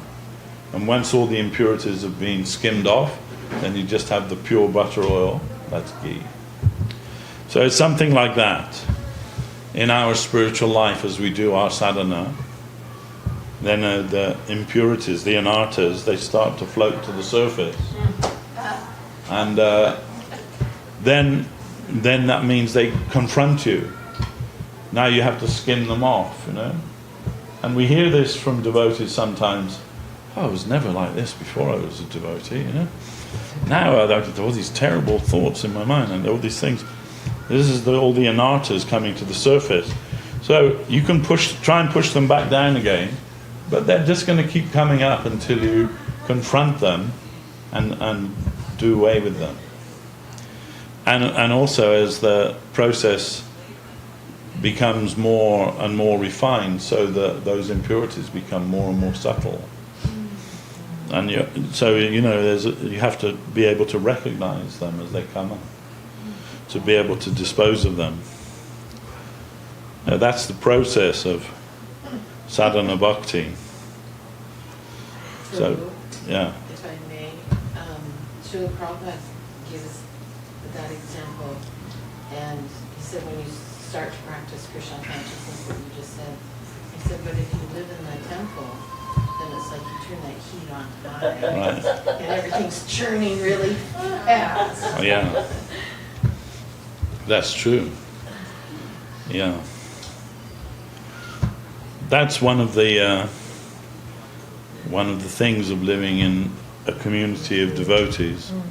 In a temple, you're always confronted with many things, and Krishna wants you to be successful in spiritual life. And as Shanangi said, that he's turned up the heat a little bit, so sometimes those impurities, they all come at once. They all come flushing at once. How will you deal with them? You have to deal with them. And but if we have the association of good devotees, sympathetic devotees, then that will be not so difficult. When we're alone, more difficult. When we have the association of good devotees, they can support us and help us, because either they're going through the same thing as we are, or they've been through that same thing. Often we think, oh, nobody can understand my particular problems, but really it's not true. Broadly speaking, we all go through the same things. The specifics may not be exactly the same. But, yeah, it's a process. It's a long process, and we have to be prepared to be in it for the long run. It's not like, it's not unlike anything that we consider to be valuable in the material world, right? How many years do people devote to their career? Let's say you want to be a surgeon or a doctor or a lawyer or whatever it is. How many years are you willing to sacrifice of yourself to get to the end of that?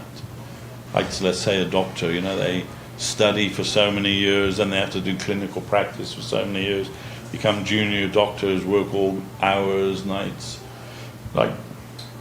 and then finally they get their full qualification and their MD or whatever it may be. Then there was something that they thought was valuable, and they were prepared to sacrifice their life to do that, whatever it was, 10 years of their life or whatever, to get their goal. Then should we think that that striving for Krishna consciousness should be any less than that? Right. It should be more than that, actually. And of course, when you're learning to be an MD or whatever it is, you might be getting a stipend from, so that you can do that studying. You're not going to get that trying to practice Krishna consciousness. You still have to make your way in the world, so it's double. You still have to do all the things that everybody else is doing in the world, and then cultivate Krishna consciousness as well at the same time. And it isn't that it's just like something that we can do on the weekend or as a hobby or something like that. It has to be our entire focus in our life, without leaving all the things behind in this world, because we have to deal with the world as well.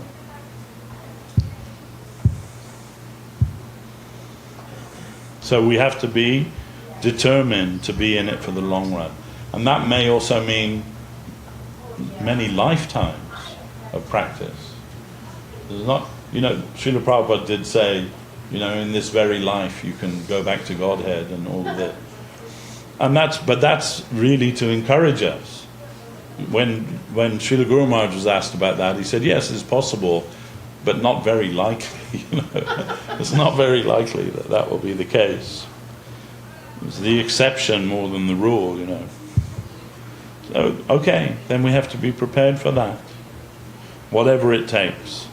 Once you know that that's all there is, then what else are you going to do? You haven't got anything else to do. And really, in our life's lesson is teaching us that there's nothing else to do than that. When we're young, we have so many ambitions, things that we want to accomplish, and you know, all of these things. But our life, if we practice Krishna consciousness, our life teaches us that, oh, that was a big waste of time, wasn't it? and I'm still nowhere near being Krishna conscious than I was when I started. So, you know, because there is nothing, no fulfillment in this material world. There's nothing you can do that will give you fulfillment. Believe me. And if you can really believe that, then you won't waste another moment. You think you want to be this, you think you want to get that, you think that this will give you satisfaction, you think that this will give you pleasure, this will give you fulfillment. It won't. Whatever it is, whatever you insert here, it isn't going to give you fulfillment in life. Because you're not meant for this world. Then don't waste your time for that. Try to utilize your time. I was listening to a tape of Srila Prabhupada just the other day, and he's saying, so many lifetimes you've endeavored to be happy in this world. And I'm just asking you, please, give this one life for Krishna. Just this one life. Try and give that life for Krishna. Take this seriously.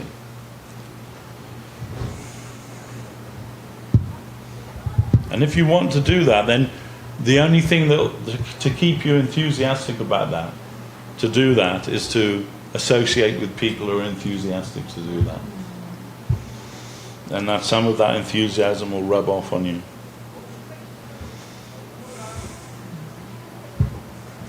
And there are a few people who want to do that. Like come to the Govinda. Yeah, exactly. That's what it's for. Yeah. Not just the Govinda Mela. These temples, that's what they're for. We don't need a temple. We can live in our own home and practice Krishna consciousness. But we have a temple or preaching center or whatever it is to try and introduce other people to this.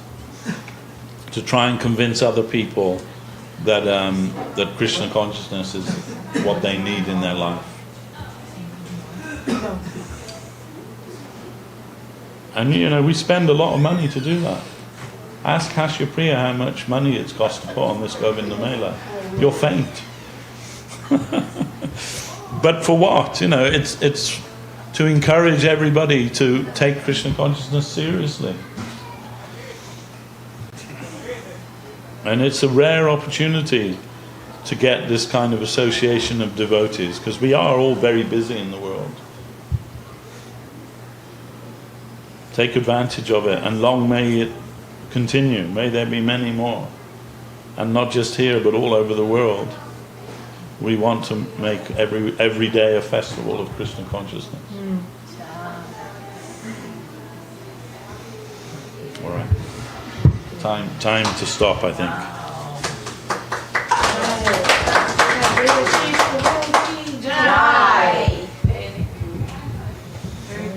Well, I just hope that you'll all bless me that what I say is actually what I feel in my heart.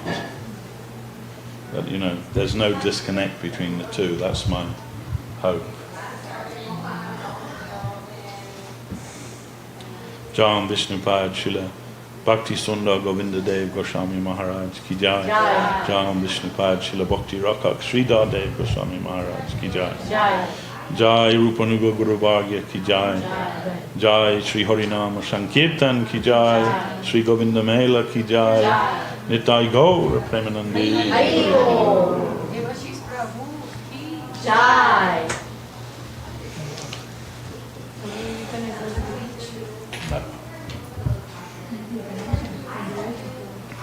I would like to go to the beach, but not as in a group. Just quietly. Are you going to Mexico? I am, yeah. Wow. Great. I'm coming back here after Mexico. Well, only for a day. Come back on the 25th and come back on the 6th, and then I leave on the 7th. Which part of the world do you usually stay? I'm from London. Oh, wow. He's our leader in London. Oh.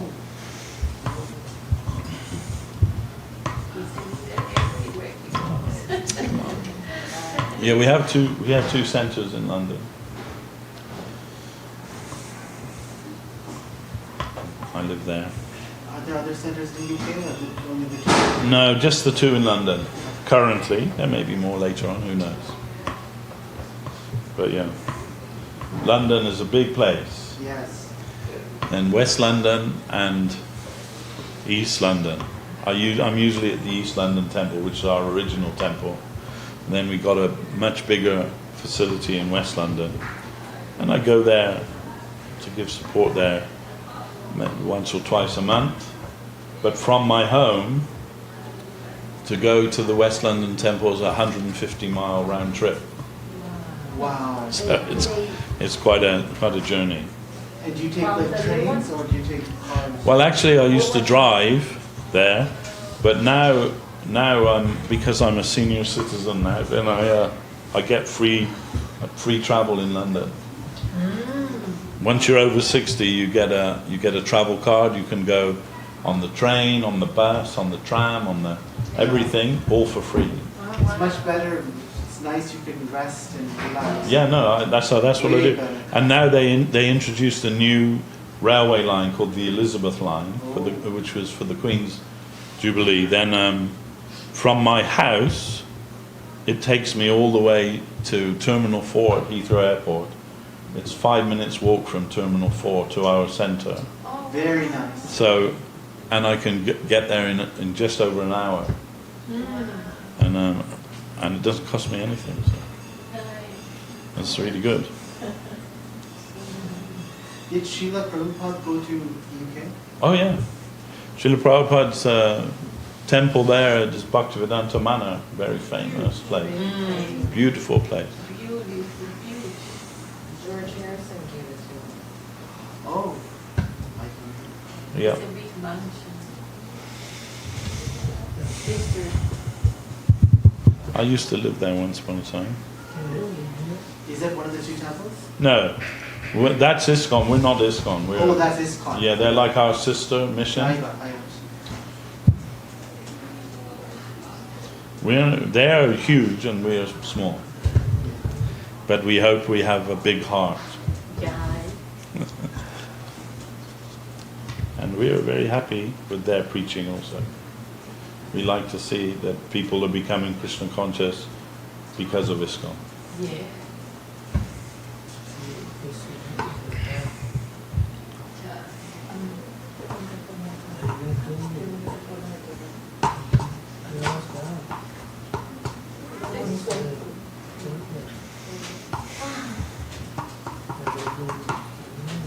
Always.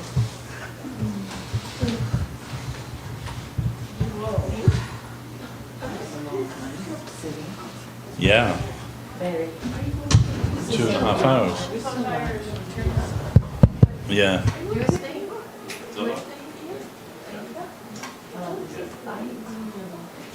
Where did it go? Put it in. You gave some rest. Yeah. You're going to the beach. You're going to the beach or you're going to go home? Oh, they come back and forth. Oh, they are? That's what And there's always somebody there. Yeah, we can on the way home. because they're not Let's go get some croissants first. parking lot. We live locally. Okay, nice. Yes. We met We met Maharaj before me many, many times. Oh, good. He's my older brother. Okay, nice to meet you.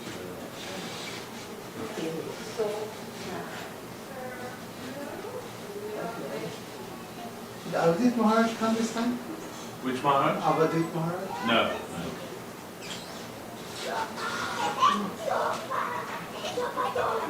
And how long does the festival last? How many days? Officially it finishes on Sunday, but it'll probably go on a couple of days, Monday and Tuesday as well. But gradually the devotees will be leaving to their homes on those days. So officially finishing on Sunday. Very nice. Yeah, come on. We'll try to. You ready to come back? Okay. Tomorrow morning?